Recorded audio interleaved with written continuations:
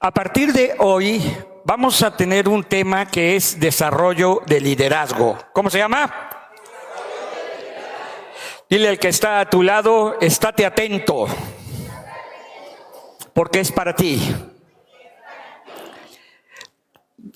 Ven, no sé, ¿ustedes alcanzan a leer las letras? Pregunto. ¿Sí? Allá atrás, Mario, más o menos. Las letras blancas se alcanzan a leer, hay que cambiarlas de preferencia, ¿sí? Hay que cambiarlas. Muchachos, amados, queridos, eso quería yo ver con ustedes, pero necesitaba que estuviera aquí para que viéramos qué hacemos, ¿no? Bueno, el tema tiene que ver, amada familia, con el crecimiento natural de cada cristiano, ¿ok? La vida cristiana no es una vida estática, sino como cualquier cosa que tenga vida, se está moviendo, ¿ok? Rápidamente, porque eso lo vamos a ver poco a poco, este esquema lo usamos para decir, hay tres cosas, tres facetas que en la vida cristiana necesitamos observar. Una flecha hacia arriba, dice en letra blanca, extensión hacia arriba, tiene que ver con lo que tú como persona y la iglesia hacemos para Dios. ¿Qué tiene que ver? Hacemos para Dios. Ok. Hay una flecha que da hacia adentro, esta, y dice exactamente eso, hacia adentro. Y tiene que ver con lo que hacemos como iglesia hacia el interior de nuestra comunidad. Por ejemplo, esta reunión, saludarnos, antes de irnos, pues acercarnos, preguntar cómo estamos, si alguien necesita oración, esa es la parte hacia adentro de la iglesia. Y por último, tenemos una flecha que apunta hacia afuera, extensión hacia afuera. Tiene que ver con lo que la iglesia hace hacia los que no son cristianos. Ahora, de estas tres, ninguna es más importante. ¿Qué dije? Las tres son parte de la vida de la iglesia. Es como si dijéramos en tu vida, ¿qué es más importante? ¿Comer, respirar o dormir? Y las tres son parte de tu vida. Cualquiera de ellas que falte te hará tener un crecimiento anómalo. ¿Sí me estoy explicando? Muy bien. Esto lo vamos a ver ahorita con más calma. Pásame la siguiente, y lo estoy comentando para que los jovencitos tengan una referencia de cómo vamos a ir avanzando, ¿sale? Esto lo vemos hoy junto con esto. A esto lo hemos llamado un esquema de desarrollo de liderazgo. Está tomado de la segunda carta del apóstol Pedro, ¿ok? Él dice esto: podemos salir de una vida corrupta y llegar a una vida con naturaleza divina, siempre y cuando avancemos por medio de la fe, añadiendo virtud, añadiendo conocimiento, añadiendo dominio propio, paciencia, piedad, afecto fraternal y por último, amor. Y estas flechas nos van indicando un proceso. Estas tres primeras, fe, virtud y conocimiento, tienen que ver con los nuevos creyentes que evangelizamos, los escogemos para darles un discipulado y los vamos entrenando desde aquí. En la fase 2, segunda flecha, hablamos de gente que ya está desarrollando un carácter de dominio propio, templanza, paciencia, piedad. Aquí es donde empezamos a llamar a alguien a que nos ayude. ¿Por qué no lo hacemos antes? Que nos ayude hacia adentro de la iglesia, que nos ayude inclusive hacia afuera. ¿Por qué no antes? Por una razón bien sencilla, hermanos. Sin este y sin este, la gente puede ser complicada para relacionarse con otras personas, ¿no? Imagínense que pongamos a una persona que no tiene paciencia para que los reciba allá en la puerta. O una persona que no tiene dominio propio, que los reciba ahí, ¿no? Que cuando llegas te reciban con mala cara, que cuando llegas, ¿no?, te digan, ya, váyase a sentar. Una persona que no ha desarrollado en su carácter estas cualidades necesita todavía ser entrenado, ser preparado, pero esto es algo que va a ir haciendo el Espíritu Santo en cada uno de nosotros. Sin embargo, Pedro lo pone así: afecto fraternal y amor es la fase 3. Perdón, en la fase 2 estamos equipando y preparando para enviarles algún servicio de la iglesia, y en la fase 3 tenemos gente que es eficiente y eficaz. Ojo, amor fraternal y amor. Cuando llega una persona nueva a la iglesia, a veces le decimos, lo primero que tienes que hacer es amar a Dios. Con todo respeto, amar a tu prójimo. Si no entiende lo que Dios dice que es amar a Dios, y no entiende lo que Dios dice que es amar al prójimo, ¿cómo le exigimos que lo haga? Pues lo va a hacer en su propio entendimiento. Probablemente lo haga mal. Probablemente. Entonces, el desarrollo de una vida cristiana o de liderazgo, según Dios en su palabra, lo escribe Pedro, ¿verdad?, tiene pasos. Ahora, termino diciendo, no significa que esto sea una regla, que del primer año pasas al segundo año, al tercer año, y así sucesivamente, y llegando al último te damos tu diploma, discípulo de Cristo, graduado. No existe tal cosa. Esto se hace y se debe hacer con todos los creyentes, pero cada persona, ¿qué dije? Tiene su propio tiempo para ir madurando. Habrá algunos que corren, desde que llegan corriendo. Puede ser que en esa carrera crezcan mucho más rápido. Habrá otros que van tomando su tiempo. El hecho es que Dios espera que tú madures. ¿Puedes decir amén? A veces los niños, los jovencitos, pudieran parecer que están corriendo, ¿no? Y pudiera ser que tienen esas ganas para correr, y los papás seamos más mesurados. Y los papás digamos, no, espérate, estás muy chamaco. Solo te diré, es más probable que uno más joven tenga fe a que uno mayor la pueda desarrollar. No que no la tengamos, pero como hemos aprendido en la vida a base de golpes, luego nos cuesta más trabajo creerle a Dios. Cierra tus ojos. Yo ruego, Padre, que en el nombre de Jesús, cada uno de los que hoy escuchemos tu palabra, tengamos la dirección de tu Espíritu Santo para entender, para poder comprender el qué quieres de nosotros y para poder aplicarlo en nuestras vidas. Escuchando, creyendo, aprendiendo y haciendo. En el nombre de Cristo Jesús. Amén. Hoy sí les voy a pedir que busquemos algunas citas, ¿ok? Por eso les estoy pidiendo tengan su Biblia a la mano. Si lo traes en tu cel, está bien. Vamos, empezamos con la diapositiva anterior, por favor. Vamos a leer algunos versículos. No sé si usted, sí se alcanza a leer hasta arriba. Bueno, yo se los voy diciendo. El que lo encuentre, por favor, se pone de pie y nos lo lee en voz alta. Todos los que están arriba están en el libro de los Hechos. Así es que abre tu Biblia en el libro de los Hechos. Cuando lo tengas me dices amén. Hechos capítulo 2, versículo 41, y vamos a leer hasta el 47. 2, 41, 47. Les voy a pasar los esquemas en el grupo de WhatsApp.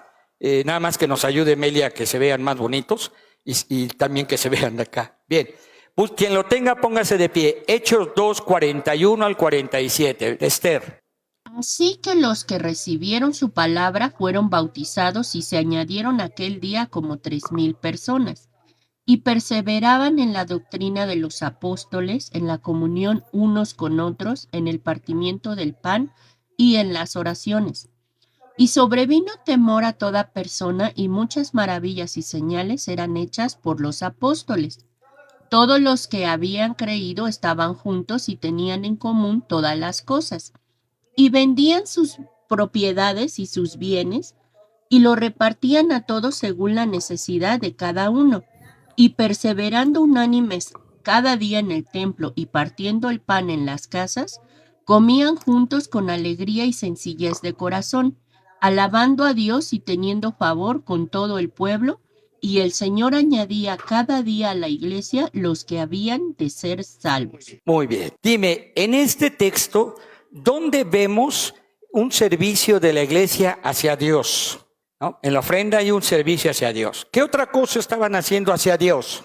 Oraban al Señor, ¿verdad? La oración es la comunicación o el diálogo con el Señor. Bien, ¿qué otra cosa hacían hacia Dios? Alabando a Dios, claro está. También esa parte era parte de lo que la iglesia hacía, o una acción de lo que la iglesia hacía para Dios. ¿Qué otra cosa? Perseverando, bueno, ¿pero en qué? En reunirse bien, también se hace para Dios, claro. ¿Qué más? Compartían la cena del Señor y las comidas. Bueno, pero ¿qué hacían para Dios? Para Dios. Ser bautizados es un paso de obediencia, ¿se acuerdan? Un paso de fe, un paso de obediencia, habíamos dicho, y un testimonio público. Pero en la cuestión de es un paso de obediencia, ¿a quién estaban obedeciendo? A Jesús. Lo hacemos para Dios. ¿Qué más? Predicaban. Y recuerden que antes de ascender Jesús, la gran comisión que dejó fue: vayan y prediquen, hagan discípulos a todas las naciones. Bien, ¿qué estaban haciendo hacia adentro? ¿Compartían con generosidad qué?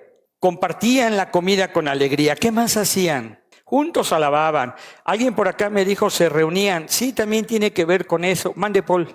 Vendían sus propiedades y se repartía el dinero según la necesidad.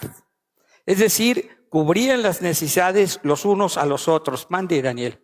Ahora sí, perseveraban, ¿no? Pero ¿sabes qué? Aquí esta palabra está en plural.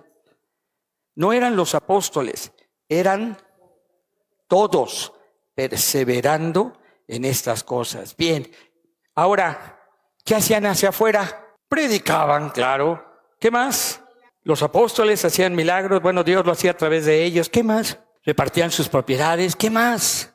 Bautizaban a otros. Bien.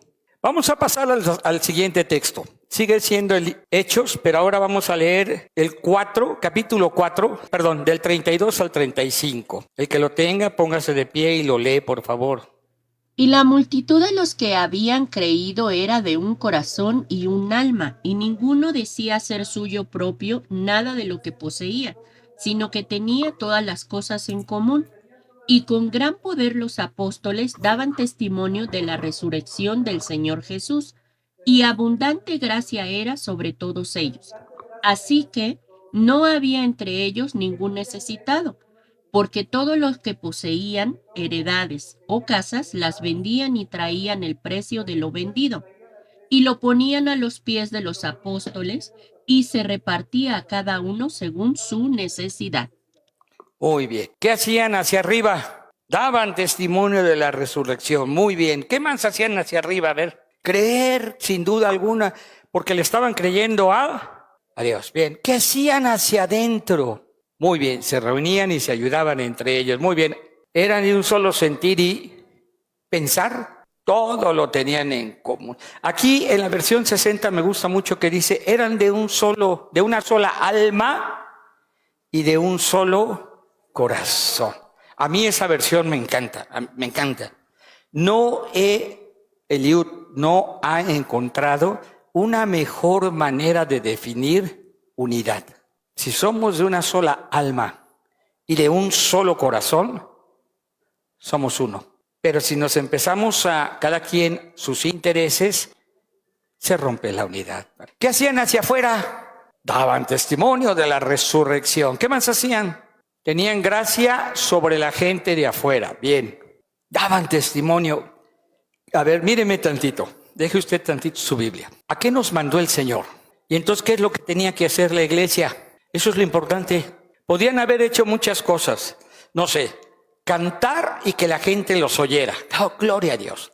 Podían haber inclusive hecho despensas y ayudar a las viudas que no eran cristianas. Gloria a Dios. Podían haber visitado a los que estaban, a los que estaban fuera del templo con necesidad e ir y darles comida, ¿no? Qué bueno. Pero lo que Jesús mandó a la iglesia es ¿a qué? Predicar el evangelio. Ojo con esto. Digo, podemos hacer muchas cosas. Y esas muchas cosas pueden servir para predicar el evangelio. Gloria a Dios. La cuestión es no cambiar el orden. No cambiar el orden. Si yo le doy a una persona necesitada un apoyo, está bien. Pero si no le hablo de Cristo, algo se quedó inconcluso. No está mal ayudar al necesitado, pero la gran necesidad que Dios está supliendo a través de ti es esa que solo se salva en Cristo Jesús. Bien, vamos a la siguiente cita. Otra vez, Hechos capítulo 5, versículo 42. Cuando lo tengas, ponte de pie y léelo. Y todos los días en el templo y por las casas no cesaban de enseñar y predicar a Jesucristo. Muy bien, gracias. ¿Qué hacían hacia arriba? Predicaban, y eso es obediencia, ¿verdad? Predicar es obediencia al mandato de ir y hacer discípulos. Bien, ¿qué hacían hacia adentro? Enseñar. ¿Qué más hacían hacia adentro? Se reunían. ¿Dónde? En las casas y en el templo. Quiero que veas esto. Esta iglesia no estaba organizada. Estamos hablando de una iglesia que está naciendo. Una iglesia que no tenía una regla para decir, a ver hermanos, los martes a las 8 de la noche nos vamos a reunir por Zoom con Daniel. Hermanos, los miércoles a las 9 de la noche nos vamos a reunir por Zoom con Raúl. Y los sábados a las 6:30 nos vamos a reunir con Paul por Zoom también. Ellos no tenían esta organización.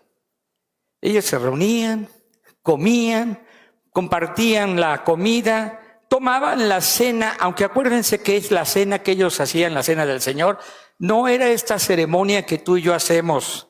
Era realmente una coinonía, ¿no? O un ágape. Nos reunimos, comemos, porque según dice Pablo en su primera carta a los Corintios, algunos se reunían y algunos dice comían antes que los otros e inclusive se emborrachaban. No, nosotros hemos hecho de la cena del Señor algo más ceremonioso, podría ser la palabra, más formal. ¿Sí me explico? En ese tiempo apenas ellos estaban haciendo lo que una alma y un corazón hacen. Si tú tienes amigos, ¿qué haces? Pues una carnita asada, unas hamburguesas, ¿no? Un cafecito y un pastelito, aunque sea, pues, ¿no? A ver si alguien entiende la indirecta, ¿verdad?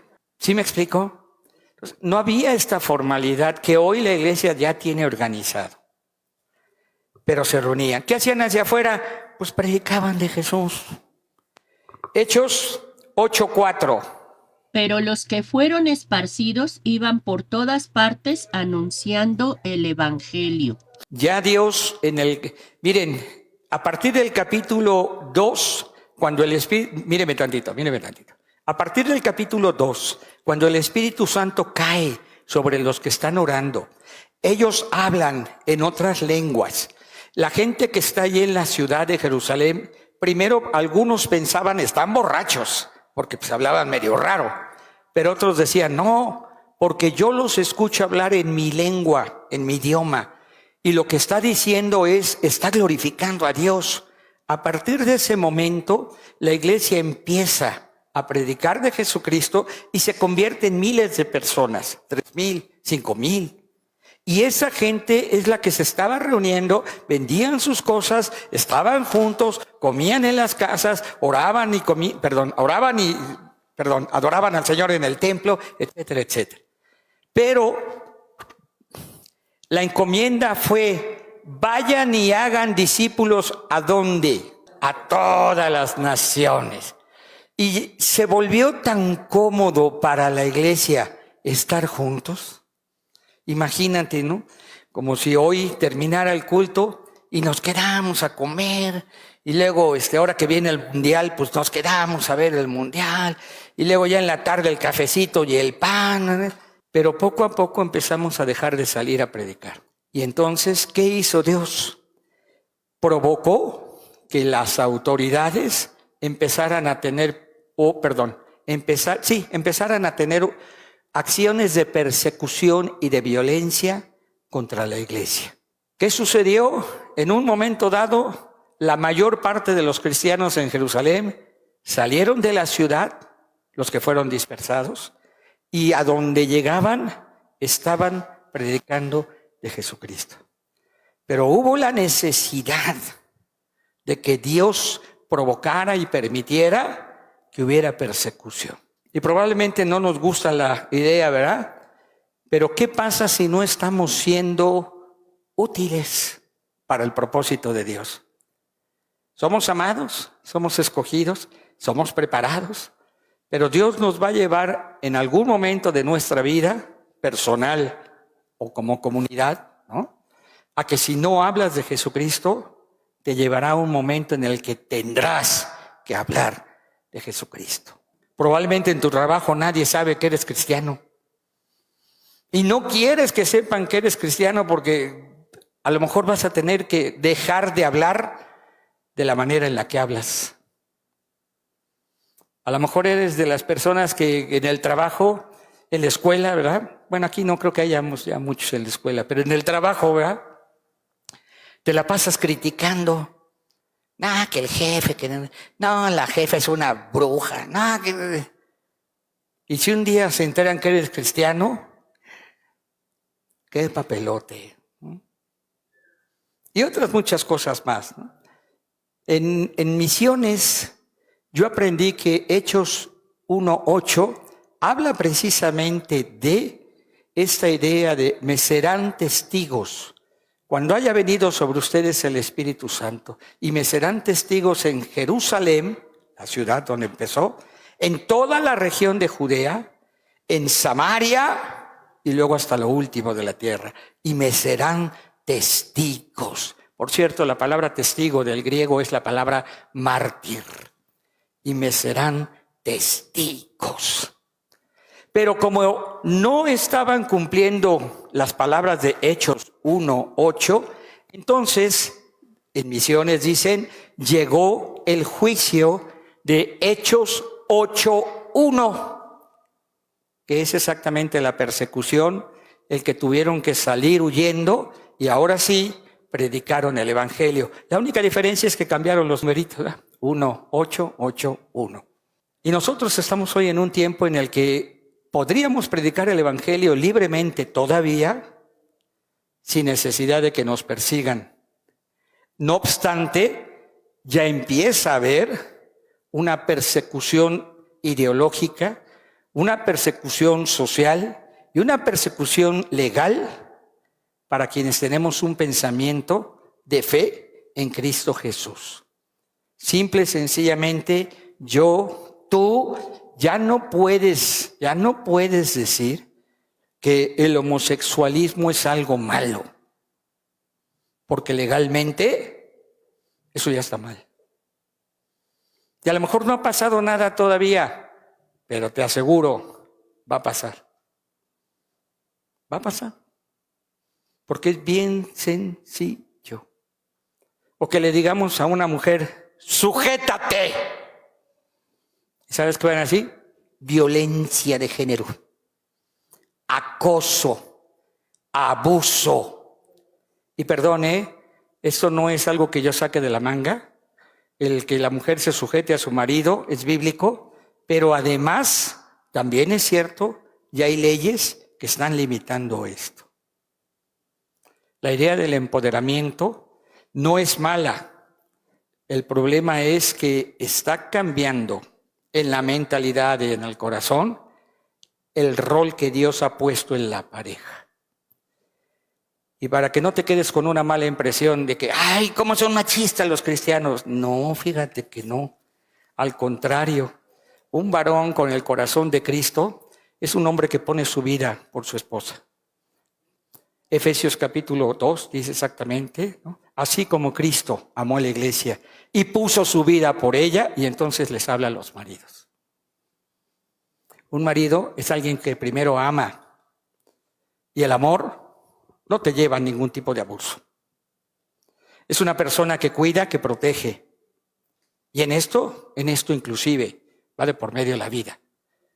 Que puede ser el poner la vida en un momento dado, exponerla físicamente, ¿no? Morir, o puede ser el rendir, ofrecer una vida completa, muchos años, a la pareja.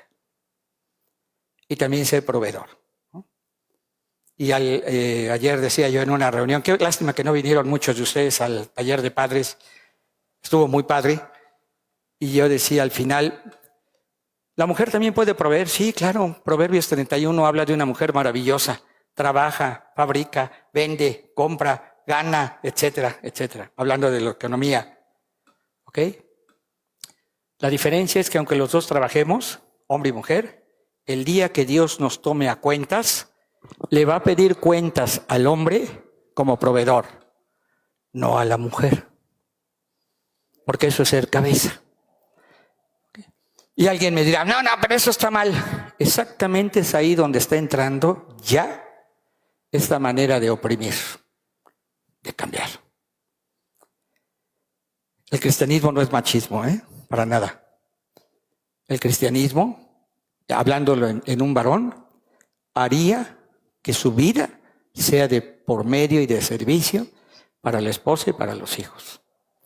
Eso es el verdadero sentido de la masculinidad en el cristianismo. Que la gente lo ha hecho mal por siglos, no lo dudemos. Que aún sobre texto del cristianismo se ha hecho mal, me parece que sí, pero ese no es el orden de Dios. Bien, 8.4 ya lo leímos, para que vayamos al último. 8.4. Entonces 12:24. Pero la palabra del Señor crecía y se multiplicaba. Pero la palabra de Dios, ¿qué dice? Ojo con esto. Estas tres extensiones, regresando al esquema, ¿verdad? Decía yo, es la vida natural de la iglesia. Natural. Es como comentaba yo y haciendo una comparación muy sencilla, tal vez burda, pero así como tú respiras todo el tiempo, ¿no? Aunque estés dormido, escuchas, ¿no? Porque un ruido fuerte te va a despertar. Comes, duermes, y esto es natural. Es decir, nadie dice, tengo que dormir. La gente de manera natural duerme, respira, escucha, come, ¿no? La iglesia es exactamente igual. La iglesia, en un libro que me encanta, describe a la iglesia en dos formas. Por un lado es un ser vivo. La iglesia es un organismo espiritual, pero un organismo. Y como tal, los organismos crecen. ¿Qué dije? Maduran. Exacto, gracias. Pero por otro lado lo describe como una organización. Un organismo vivo, una organización. Y sí, también existimos como una organización en el sentido de que tenemos planes de trabajo, horarios, metas, etcétera, etcétera, etcétera. Pero no nos confundamos.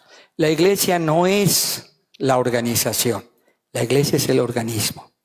Y es ahí donde Dios nos pide que cada uno crezcamos en la fe.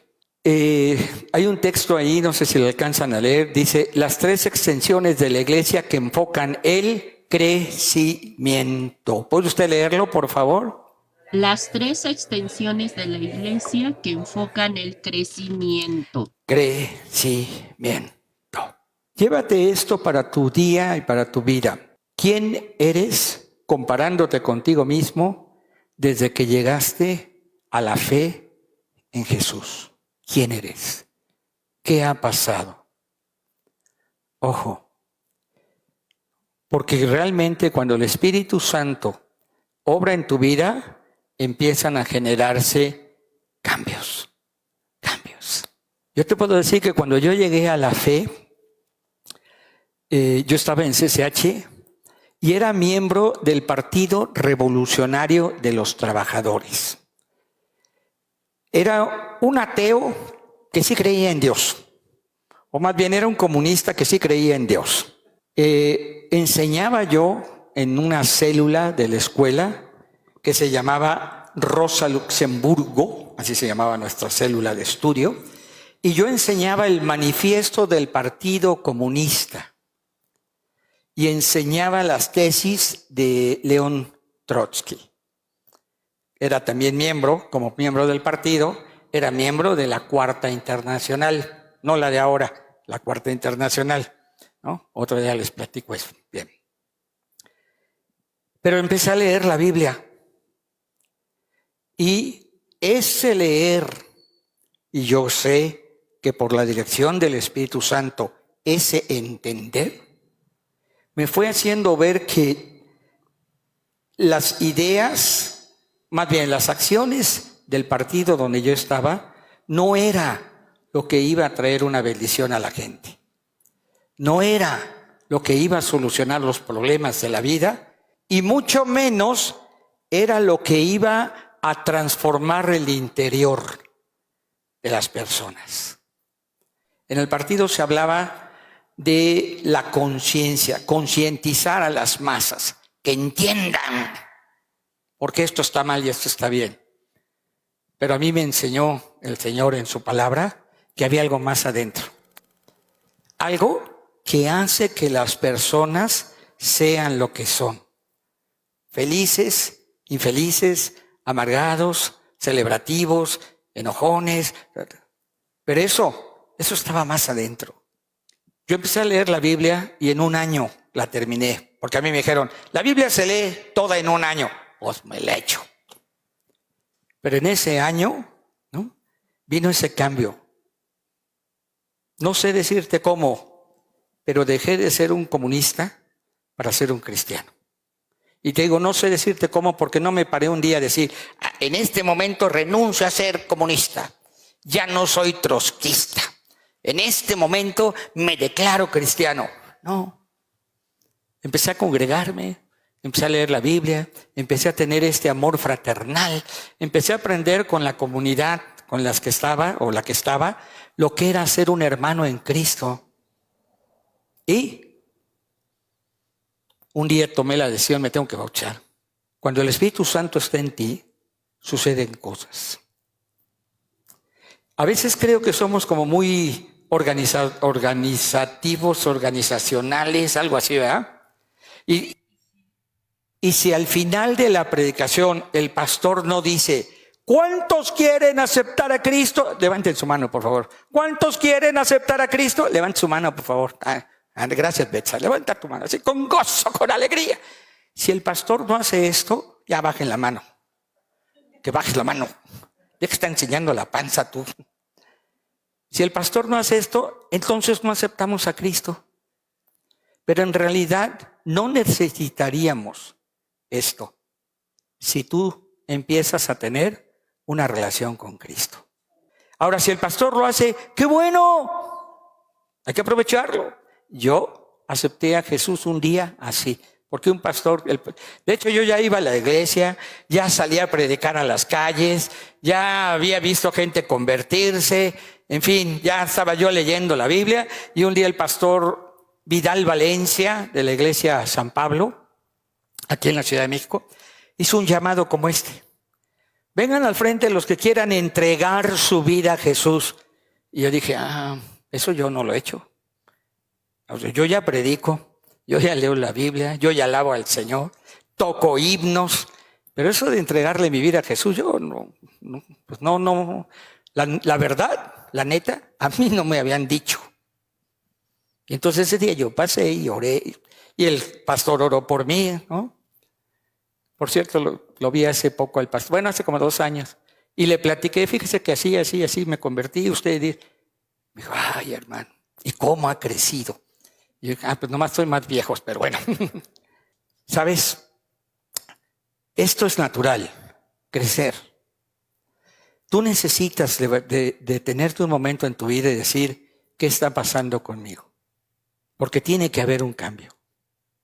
No te estoy diciendo cuál, no te estoy diciendo a qué velocidad, pero te estoy diciendo, si estás con el Espíritu Santo, vas a cambiar. Solo unos cuantos dijeron, a ver, ¿qué puede pasar? Bueno, cuando yo llegué a Cristo, he de decirlo, hermanos, yo tomaba un montón, dejé de tomar, pero nadie me dijo algo contra tomar. Cuando yo llegué a Cristo, fumaba marihuana, ¿no? Pero nadie me dijo, deja de fumar marihuana, cochino pecador. Cambió. Cuando yo llegué a Cristo, a la iglesia presbiteriana, pues mis amigos, los que quedan vivos, ¿verdad? Hoy se ríen porque dicen, llegaste greñudo. Pues sí, estaba yo en tu partido de izquierda, llegaste greñudo, hagan de cuenta un Paul, ¿no? Nada más que mi pelo muy lacio, así bonito, chulito. No, también el tuyo, querido amigo. La diferencia es que yo me bañaba cada 8 días, pero el cabello diario, ¿no? Así lo limpiaba. ¿Qué más? Mismo pantalón de mezclilla un mes, o hasta que se rompa. Mismos tenis todo el tiempo hasta que se rompan. Un morralito de mezclilla, ¿no? Pero a mí nadie me dijo, ojo, era una iglesia bien conservadora. Nadie me dijo, báñate. Nadie me dijo, córtate el cabello. No, la verdad, nadie me dijo, deja el alcohol. Nadie me dijo, deja la marihuana. ¿Sabes qué me hicieron? Me dejaron estar con ellos y leer la Biblia. Me invitaron a salir a predicar. Y cuando yo ya tenía una idea más clara, solito me corté el cabello. Me empecé a bañar, pues más seguido. No te digo que diario, pero pues más seguido, sí. Cambié de ropa, sí, ya como que te das cuenta que hay que hacer algo, un cambio. Y si ustedes se acuerdan, yo les platiqué, el primer día que me quedé en un estudio de jóvenes, terminando me dijeron, ¿quieres ir a predicar? Y yo dije, sí. Nada más díganme qué se dice. Y me dijeron, lo que escuchaste hoy, díselo a la gente. Y te voy a decir, mira, Dios tiene preparadas las cosas. Eso de haber estado en un partido de izquierda, en los mítines, ser el que grita, en las marchas, ser el que dirige, en las huelgas, es el que está ahí metido y comprometido, y yo ni trabajador era, pero pues ahí estaba yo en la huelga, ¿no? Y lucha, no dejes de luchar por un gobierno obrero. Yo ni obrero era, campesino y popular, ni campesino y, bueno, popular tal vez, ¿no? Pero entonces cuando me dicen, vamos a predicar, vergüenza de hablar en público. Vamos a los camiones, vamos al metro a cantar. Vergüenza de tocar, vergüenza de cantar, vergüenza de gritar. ¿Cuál? Mi escuela de entrenamiento para hacer todo eso, yo la recibí en ese partido. No creo que les haga mucha gracia a ellos, ¿verdad?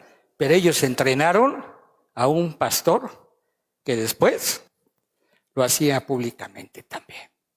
Dios trata contigo. Esto que ves ahí es el plan de Dios para la iglesia. ¿Para quién? Pero si tú eres parte de la iglesia, este es el plan de Dios para tu vida. A veces le decimos a la gente, Dios tiene un plan maravilloso para tu vida. Y la gente piensa, me va a dar una casa, me va a dar un coche nuevo. ¿Qué más, hijo? Me va a dar un ranchito, hay 100 hectáreas y 1000 vacas, algo así sencillo, ¿no? Y el plan de Dios para tu vida es más grande que eso. Es una vida con una relación íntima con el Padre, con el Hijo y con el Espíritu Santo. Y la promesa y garantía que Dios te va a proveer de todo lo que necesitas todos los días de tu vida y jamás padecerás necesidad. Pero te enseña que debes vivir con contentamiento, teniendo comida, abrigo, sustento, vive contento. Porque puede ser que amando el ranchito de 100 hectáreas, ¿verdad? Y la, ¿cómo era la camioneta que era? Ay, no, la del anuncio iba yo a decir. ¿Y la qué? ¿La qué? Y la Cheyenne, ¿no? Ok, la Cheyenne o la Lobo, muchachos. Dios tiene algo mejor que eso. Ahora, si te lo da, celebra y dale gracias a Dios. No tenemos problema con eso. Pero puede ser que tu corazón se desvíe por la Cheyenne o por la Lobo, ¿no? Y entonces tal vez te encuentres buscando la bendición en lugar de buscar al Dios que te bendice. Y ese es un error muy común que cometemos los seres humanos cristianos. Bien, vamos a una parte más de este esquema. Hay unos textos en la parte de abajo. ¿Cuál es el fundamento para que nosotros podamos cumplir estas tres facetas o áreas? Número 1, busquen por favor la primera carta de Pablo a los Corintios, capítulo 3, versículo 11. Primera carta de Pablo a los Corintios 3, 11. Cuando lo tenga, póngase de pie y léalo. Porque nadie puede poner otro fundamento que el que está puesto, el cual es Jesucristo. Gracias.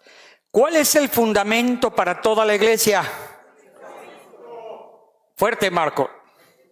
Jesucristo. ¿La iglesia es el fundamento? No.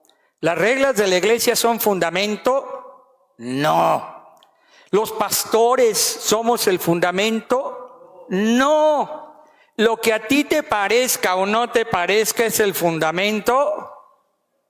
Pues no. Si el fundamento no es Cristo, perdón, no hay cristianismo. Puede haber religión. Puede ser que si yo quito a Jesús y pongo el nombre de mi iglesia, Comunión con Cristo, y yo digo, Comunión con Cristo dice, Comunión con Cristo enseña, en Comunión con Cristo hacemos esto, Comunión con Cristo, puede ser que esté quitando a Jesús del fundamento y poniendo lo que dice mi religión. Algo, y lo digo con mucho respeto, que no me gustó en una iglesia en la que yo fui parte y enseñado, es que tenían un libro que se llama Constitución de esa organización. Y a veces lo que dijera ese libro era más importante que lo que dijera la Biblia. Porque cuando se platicaba sobre algo, se fundamentaba en lo que dijera la Constitución. Y yo digo, pues como abogado, espérame, o sea, vamos a lo fundamental. Y lo fundamental aquí es como si habláramos de la ley suprema en México, la Constitución. Hoy, convenios internacionales. Aquí, el fundamento es Jesús. No hay otro. Si se cambia, se cae. Todo lo demás se cae. Efesios, no, aquí estoy mal. No alcanzo a leer acá. Segunda de Pedro 1, del 19 al 21, por favor. Segunda de Pedro 1, 19 al 21. Tenemos también la palabra profética más segura, a la cual hacéis bien en estar atentos como a una antorcha que alumbra en lugar oscuro, hasta que el día esclarezca y el lucero de la mañana salga en vuestros corazones, entendiendo primero esto, que ninguna profecía de la Escritura es de interpretación privada, porque nunca la profecía fue traída por voluntad humana, sino que los santos hombres de Dios hablaron siendo inspirados por el Espíritu Santo. Gloria a Dios. Gloria a Dios, hermanos. Bien. Jesucristo es nuestro fundamento, es una cuestión de fe. Pero ¿cómo puede obrar mi entendimiento también? ¿No? La palabra, la Biblia. Tenemos la palabra profética más segura. y hacemos bien en estar apegado a ella. Vamos a leer el otro texto, si me alcanzan a leer acá. ¿Cuál es? Segunda de Timoteo 3, que dice, el que lo tenga, póngase de pie y léalo. Toda la escritura es inspirada por Dios y útil para enseñar, para redarguir, para corregir, para instruir en justicia, a fin de que el hombre de Dios sea perfecto, enteramente preparado para toda buena obra. Gracias. Toda la escritura es inspirada por Dios, así cita en la versión 60. Y es útil para enseñar, para corregir, para redarguir. Ojo, ¿cómo podemos guiar nuestra vida entendiendo lo que Dios tiene en su corazón? A la escritura.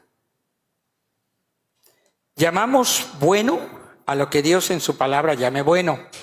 Llamamos malo a lo que Dios en su palabra llame malo. Llamamos pecado a lo que Dios en su palabra llame pecado. Llamamos bendición a lo que Dios en su palabra llame bendición. Así sucesivamente. Tenemos la palabra entonces profética más segura. Pero ¿qué pasa, familia, si siendo cristianos desconocemos la Biblia? ¿Qué nos norma?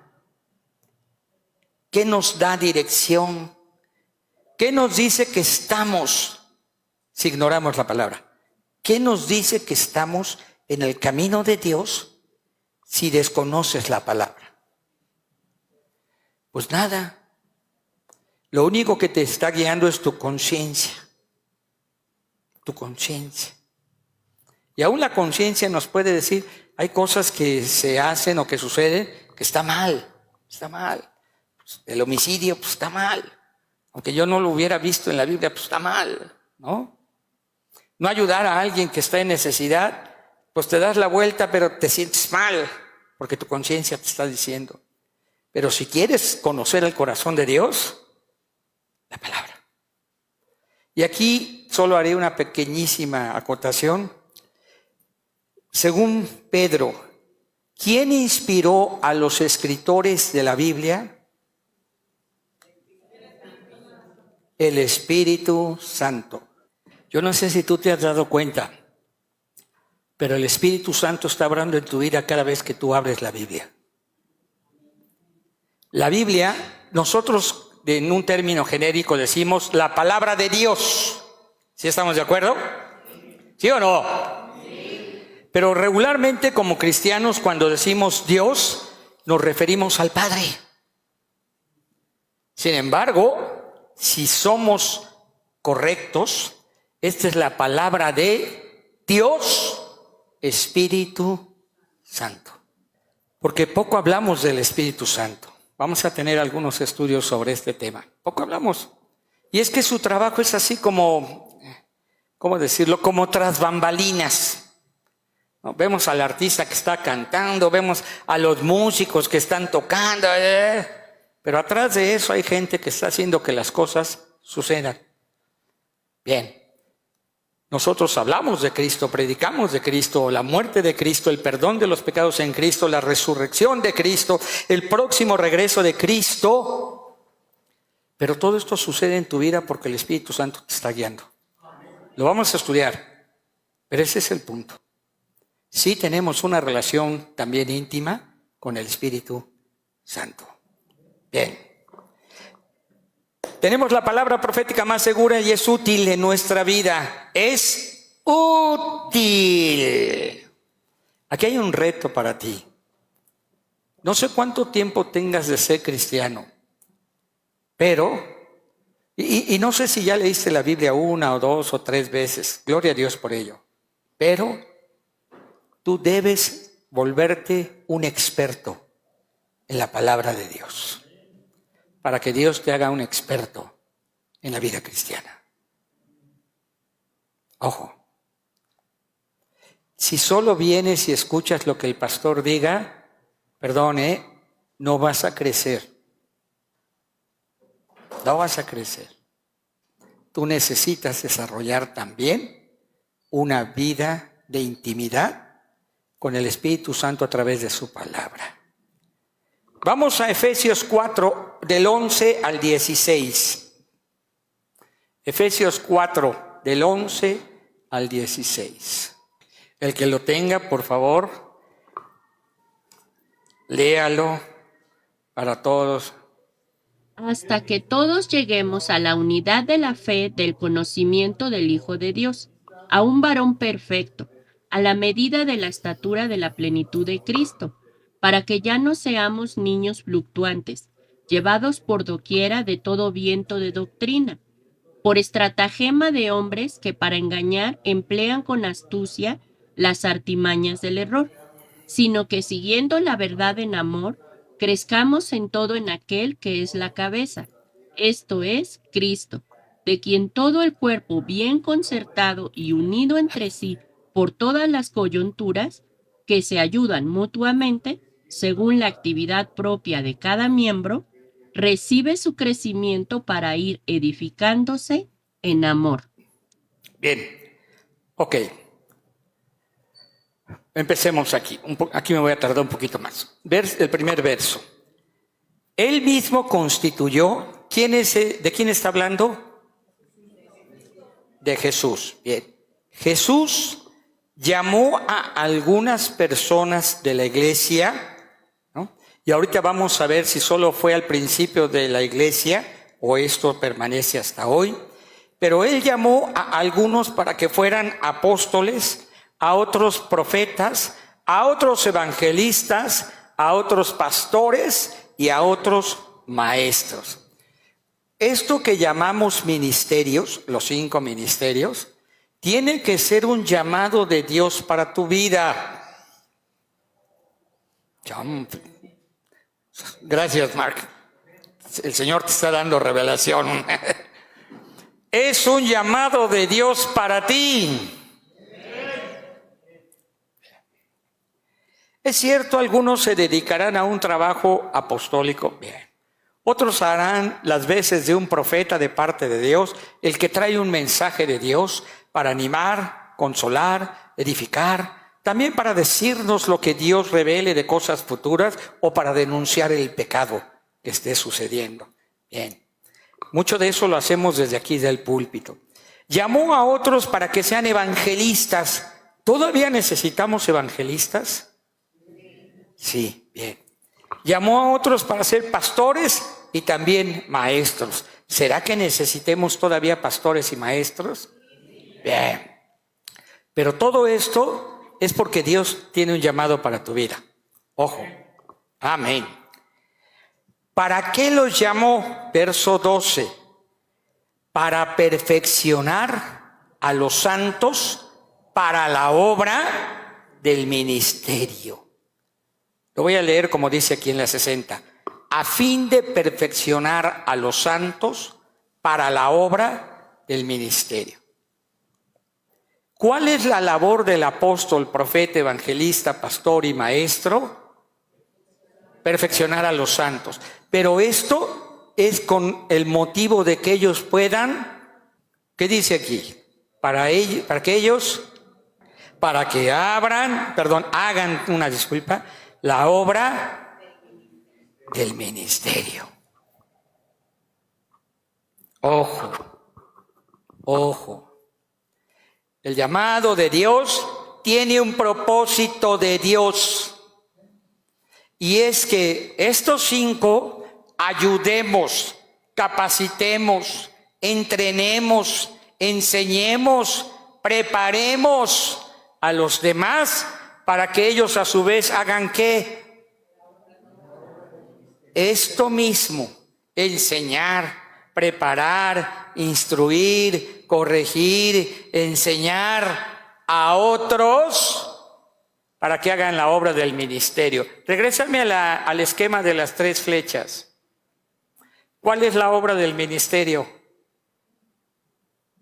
De esas 3 flechas, ¿cuál es la obra del ministerio? Las 3. Las 3. Acuérdense que la palabra ministerio significa servicio. Entonces, nosotros, tú, Sirves a Dios, sirves a la iglesia y sirves al mundo. La obra del ministerio es esto. Hay apóstoles, profetas, evangelistas, pastores y maestros a fin de perfeccionar a los santos para que hagan la obra del ministerio. Esto que estamos viendo, no le cambies. Pero luego mira, ¿hasta cuándo? Estoy en el siguiente verso, que es el 13. ¿Hasta cuándo necesitamos apóstoles, profetas, evangelistas, pastores y maestros? Pregunto, ¿ya todos llegamos ahí? ¿Habrá gente que le falte mucho para llegar? ¿Habrá gente que tal vez le falte menos? Pero hasta que todos lleguemos a la unidad de la fe, uno, y del conocimiento del Hijo de Dios, esto es, a un varón perfecto, a la medida de la estatura de la plenitud de Cristo, hasta entonces necesitamos los 5 ministerios. Tal vez haya iglesias que nos digan, ya no existen los apóstoles. Yo no voy a discutir, solo voy a decir, entonces, ¿qué hacemos con esto? Porque si falta uno, no funciona. No funciona. ¿O sí? No sé, déjenme pensar. A ver, quítenle la banda de transmisión al coche, pero el coche, todo lo demás está bien. Pulido, encerado, limpio por dentro, su desodorante, tiene aceite para la transmisión, tiene, ¿qué más? Al motor, ayúdame ingeniero, tú que me estabas dando clases, tiene llantas nuevas Michelin, pero no tiene banda de transmisión. Pregunto, ¿jala? Pero tiene todo. Quita un ministerio y lo que Dios constituyó ya está incompleto. Ahora, ¿qué pasa si no lo hacemos a la forma de Dios? Él constituyó apóstoles, profetas, evangelistas, pastores y maestros a fin de que los santos sean perfeccionados para la obra del ministerio. ¿Qué pasa si yo quito uno? El que sea. Ya no perfeccionamos a los santos para la obra del ministerio. Ya no llegamos, como dice el siguiente verso, ¿verdad? Ya no llegamos a la unidad de la fe, al conocimiento de Dios, ni a la estatura de la plenitud de Cristo. Ya no se puede. Verso 14 lo dice ahora en un sentido negativo. Para que ya no seamos niños fluctuantes. Si no hemos madurado, ¿qué dice aquí entonces el apóstol Pablo que somos? Si no somos maduros, ¿qué somos? Como niños fluctuantes. Es decir, inmaduros, ¿verdad? Y luego añade que son llevados por doquier de todo viento de doctrina. Es decir, oímos una cosa y ahí vamos para allá. Oímos otra cosa y ahí vamos para allá. Oímos otra cosa y ahí vamos para allá. Miren, yo hablo con respeto, pero las iglesias muchas veces nos movemos por la moda. Les voy a poner un ejemplo que sí nos han comentado aquí para nosotros. Pastor Eliud, ¿por qué no quitas esta plataforma tan fea? Verde. Y a mí me gustaba el verde porque yo decía, ay, pues es como pastito, está bonito. ¿Por qué no pintamos de negro aquí?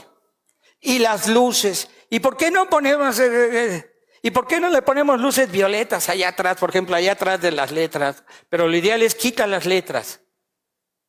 ¿Por qué no? Y esto se hace, los que saben del business, ¿verdad? Porque ayuda en las proyecciones, ayuda en la mercadotecnia, porque la gente de hoy gusta de un ambiente que tenga que ver con esto. Y póngale usted 10 razones válidas. Mi pregunta termina siendo, bueno, ¿y entonces la gente viene por el ambiente o viene por una relación íntima con? No estoy diciendo que esté mal, estoy diciendo lo que puede pasar. En una ocasión nos dieron un manual de una iglesia americana hermosa iglesia, gigante, creció a miles de gentes. Y ellos, ojo, hablaban de inclusive cuál es la intensidad del tipo de luz y la intensidad de luz. Si vamos a leer, ellos en su manual decían, esta es la intensidad. Pero si va a predicar el predicador, entonces de aquí para allá la intensidad es esta, las luces de aquí para acá deben ser de tal intensidad y tales colores. ¿Cuál es el diámetro en el que debe haber un alumbrado especial para el predicador? Y yo decía, bueno, no quiero verme sangrón y payaso, pero chale. ¿Cuál es la temperatura a la que debe estar el ambiente? Claro, pues ellos tenían un auditorio, lo digo con mucho amor y respeto, para miles de gentes y tenían un aire acondicionado que les dejaba poner, no sé cuál sea un buen grado, 20 grados, 25 grados, no, yo no sé. Pero vinieron a darnos el curso a México y la mayoría de los pastores decíamos, híjole, los que tienen ventiladores son los ricos, porque hay quienes no los tienen. ¿Me explico?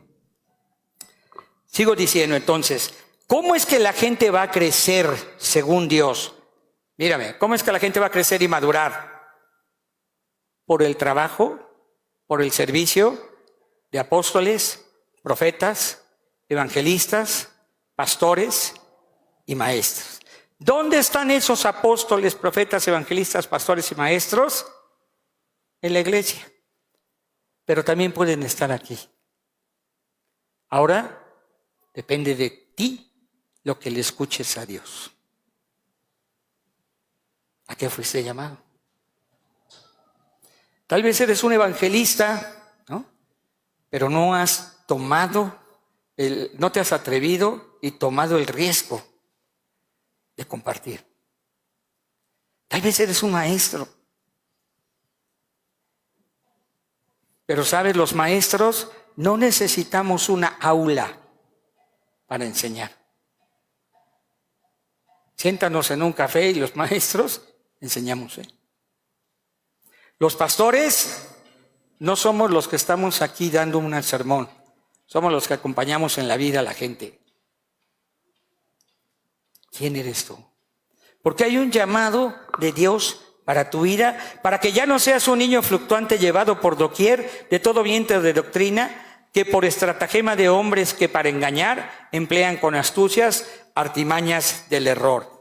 Ahora, ¿quiénes sí somos o deberíamos ser? Sino que siguiendo la verdad en amor, crezcamos en todo aquel que es la cabeza, es el Cristo Jesús.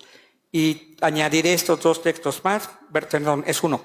De quien todo el cuerpo bien concertado y unido entre sí, por todas las coyunturas que se ayudan mutuamente, según la actividad propia de cada miembro, recibe su crecimiento para ir edificándose en amor. Este esquema habla de algo muy básico, familia. ¿Se acuerdan de esto que yo he estado enseñando? Tiempo de escuchar. Por favor, escucha lo que hoy hemos leído. Hemos usado tiempo hoy para leer escritura. No es que Eliud lo diga, no es que a Eliud le parezca.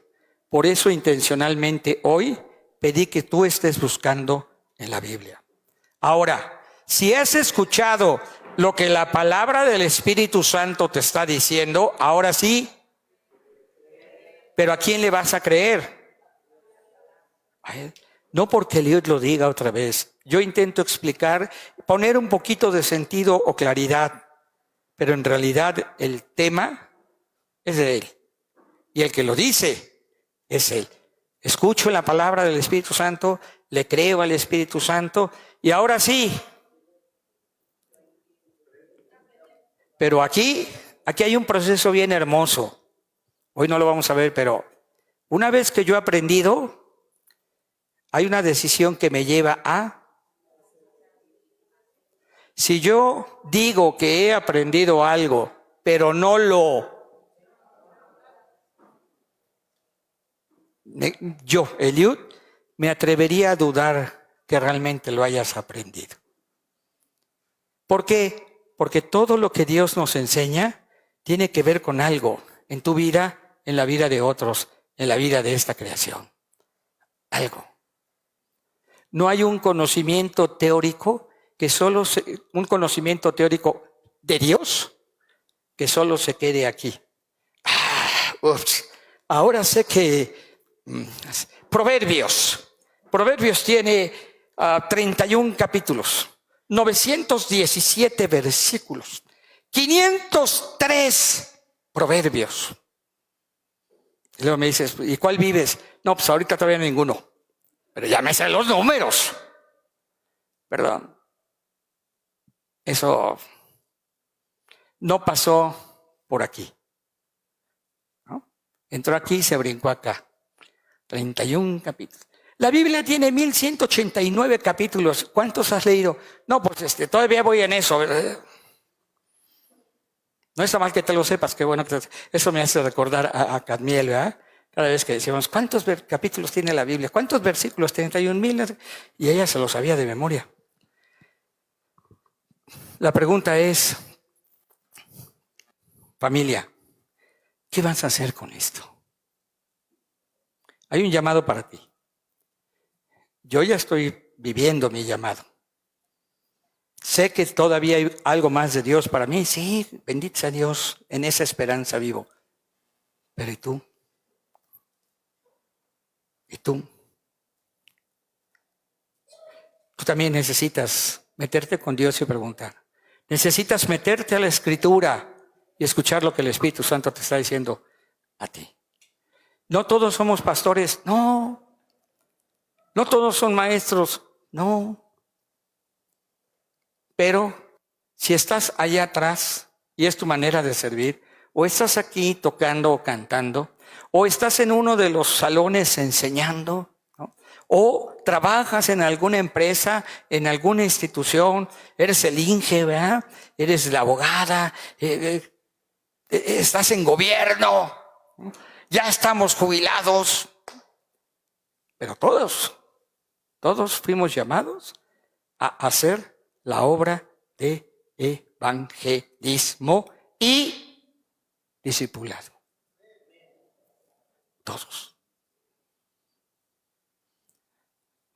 A lo mejor es casi imposible que yo me acerque a las personas que conoce Betsa en el hospital.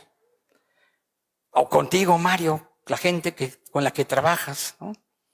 Y que ustedes se entienden ahí de finanzas y no sé qué rollos hagan. Pero si un día llego y le digo, soy pastor, me va a decir, que pues, qué padre, ¿verdad? Escúchale de aquí. Pero si alguien puede predicar ahí, eres tú. Si alguien lo puede hacer con la gente que trabaja ahí en el centro, son ustedes. Si alguien se puede acercar a los de la fábrica donde está el ingeniero, pues es él. ¿Sí me explico? Si alguien que va a comprar casa pues, va a escuchar de Cristo, probablemente seas tú. Yo solo te puedo decir que a mí, cuando trabajaba en el banco, sí me conocían como un gerente que antes de ser gerente predicaba el evangelio, ¿eh? Y la gente que se sentaba a tomar un café conmigo ahí en mi escritorio, ¿eh? Antes de hacer negocio, yo ya estaba diciéndole, que Dios te bendiga, y vamos a orar. Oiga, pero que mi crédito, tráeme esto y esto, y vamos a orar que Dios nos abra la puerta. Ay, ¿cómo dices? No, ¿qué está tan difícil? Pues mire, si Dios le abre la puerta, se abre la puerta, y si Dios no abre la puerta, no se abre nada, compañero.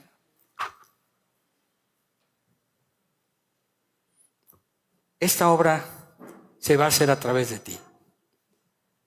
Y es aquí donde un día todos vamos a rendir cuentas.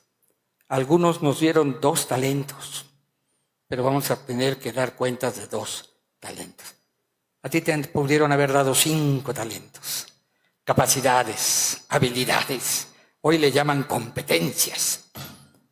Pero vas a tener que darle cuentas a Dios de eso también. Yo le doy muchas gracias a Dios que soy hombre, varón, ¿no? Y que solo me puedo enfocar en una cosa, porque entonces tal vez tenga que dar cuentas de menos. Y las mujeres que pueden hacer 5 cosas juntas, híjole, ¿cómo les explico que van a tener que dar cuentas de muchas cosas? Es broma, ¿no? Pero entiéndalo. ¿Ya en serio? Todos vamos a rendir cuentas. No te quedes sentado.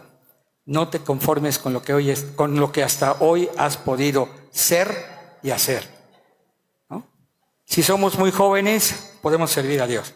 Si ya somos mayores, claro que podemos servir a Dios. Y si somos adultos mayores, ¿cuánto más? Porque hoy tenemos corona de honra, ¿verdad? Esas canitas. Pero entonces tenemos también mucho más para compartir. Cierra tus ojos. Habla con Dios. Habla con Dios. Hay un llamado de Dios para tu vida. Porque hay un propósito de Dios para tu vida también.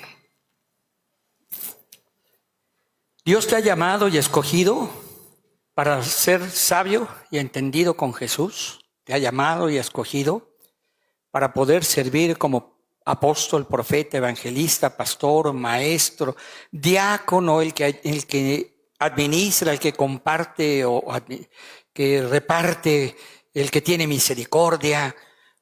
Dios te ha llamado para servir probablemente en la alabanza también. Te ha dado la capacidad, la habilidad de tocar algún instrumento o cantar o de aprenderlo. Y entonces también hay un llamado. O Dios te ha dado ese carácter afable, ¿verdad? Como para recibir gente, como para ir y visitar. Pero nadie es un inútil en el cuerpo.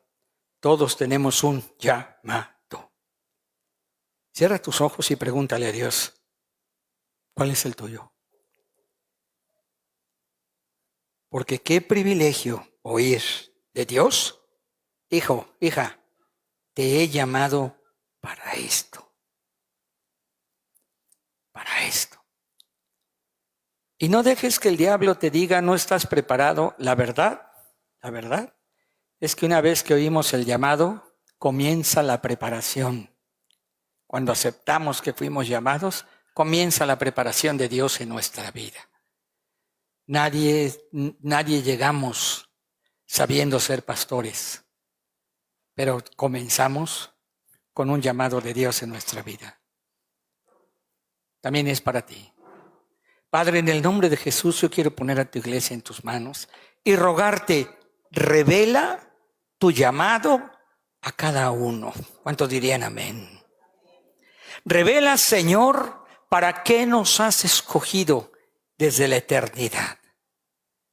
Revélanos cómo nos quieres usar y hacernos útiles en tus manos. Y haz que ese llamado amoroso sea una flama que esté prendida en nuestro interior y que no se apague, Señor, sino que nos haga permanentemente recordar que el Espíritu Santo está en nosotros, llamándonos, dirigiéndonos y respaldándonos para la obra del ministerio. Por último, yo ruego, Padre, que haya visión en cada uno de nosotros para vernos crecer en la fe, para anhelar a ser y hacer mucho más en Cristo Jesús, para vernos, Señor, por fe, sirviéndote en el nombre de Jesús. Amén y amén. Dile al que está a tu lado, y esa palabra fue para ti. Y tú contéstale, no os hagáis, también fue para ti. No os hagáis.